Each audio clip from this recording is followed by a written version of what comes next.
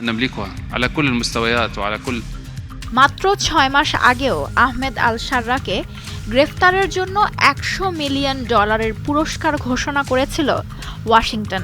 আর এখন রীতিমতো সেই ব্যক্তির প্রশংসায় পঞ্চমুখ মার্কিন প্রেসিডেন্ট ডোনাল্ড ট্রাম্প। মধ্যপ্রাচ্যের উত্তপ্ত ভূ রাজনীতির মাঝে নতুন এক কূটনৈতিক অধ্যায়ের সূচনা করলেন যুক্তরাষ্ট্রের প্রেসিডেন্ট ডোনাল্ড ট্রাম্প। দ্বিতীয় মেয়াদে দায়িত্ব গ্রহণের পর এটাই তার প্রথম বিদেশ সফর, এবং এই সফরের শুরুতেই তিনি এমন কিছু পদক্ষেপ নিয়েছেন যা শুধু আঞ্চলিক রাজনীতিকেই নয়, বৈশ্বিক কৌশলগত সম্পর্ককেও আলোড়িত করছে। বিতর্কিত সিরিয়ার প্রেসিডেন্ট আহমেদ আল শাররার সঙ্গে সাক্ষাতের পর তার ব্যাপক প্রশংসা করেছেন মার্কিন প্রেসিডেন্ট ডোনাল্ড ট্রাম্প। তিনি বলেন, বৈঠকটি দুর্দান্ত হয়েছে। এই সিরিয়ান তরুণ একজন আকর্ষণীয় ব্যক্তি, শক্ত লোক, শক্তিশালী অতীত রয়েছে এবং তিনি একজন যোদ্ধা। আল শাররা প্রশাসনের বিভিন্ন বিষয় নিয়ে উদ্বেগ থাকা সত্ত্বেও ট্রাম্প সিরিয়ার ওপর থেকে নিষেধাজ্ঞা প্রত্যাহার করে নিয়েছেন। প্রসঙ্গত, সিরিয়ার সাবেক প্রেসিডেন্ট বাশার আল আসাদের পতনের পর সিরিয়ার অন্তর্বর্তী প্রেসিডেন্ট হিসেবে দায়িত্ব নেন আহমেদ আল শাররা। তার নেতৃত্বাধীন বাহিনী হায়াত তাহরির আল শামের হাতেই আসাদ সরকারের পতন হয়।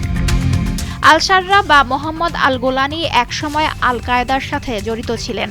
2016 সালে তিনি গোষ্ঠীটির সঙ্গে সম্পর্ক ছিন্ন করেন। বিবিসি বলছে, আল শাররা একসময় সশস্ত্র একটি গোষ্ঠী HTS এর কমান্ডার ছিলেন।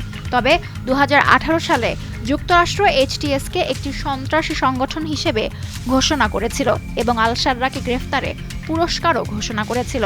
তিনি সিরিয়ায় বিদ্রোহী হয়ে যুদ্ধ শুরুর আগে ইরাকে মার্কিন বাহিনীর বিরুদ্ধে লড়াই করেছেন। এমনকি তিনি মার্কিন সেনাদের হাতে গ্রেপ্তার হয়ে কারাগারেও আটক ছিলেন। বৈঠকটি এমন সময় হলো যখন ইসরায়েলের প্রধানমন্ত্রী বেনিয়ামিন নেতানিয়াহু সিরিয়ার ওপর থেকে নিষেধাজ্ঞা প্রত্যাহার না করতে মার্কিন প্রেসিডেন্টকে অনুরোধ করেছেন। ইসরায়েলের সাথে সম্পর্ক স্বাভাবিক করার জন্য সিরিয়া একসময় আব্রাহাম চুক্তিতে যোগ দেবে বলেও মনে করেন মার্কিন প্রেসিডেন্ট। সিরিয়ায় 2011 সালে ধ্বংসাত্মক গৃহযুদ্ধ শুরু হওয়ার আগে থেকে কঠোর সমাজতান্ত্রিক শাসন জারি ছিল। সন্ত্রাসবাদে পৃষ্ঠপোষকতার অভিযোগে 1979 সাল থেকে দেশটি মার্কিন নিষেধাজ্ঞায় রয়েছে। জেনেভায় 2000 সালে সাবেক মার্কিন প্রেসিডেন্ট বিল ক্লিন্টনের সঙ্গে সিরিয়ার সাবেক প্রেসিডেন্ট বাশার আল আসাদের সঙ্গে হওয়া বৈঠকের পর শাররার সঙ্গে মার্কিন প্রেসিডেন্টের এই বৈঠক প্রথম 25 বছরের মধ্যে।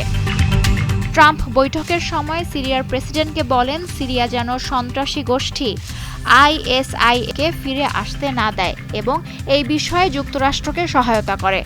এর প্রতিক্রিয়ায় শাররা জানান যে সিরিয়া সন্ত্রাসবাদের বিরুদ্ধে লড়াই এবং রাসায়নিক অস্ত্র ধ্বংসে যুক্তরাষ্ট্রের সঙ্গে একই নীতি অনুসরণ করে।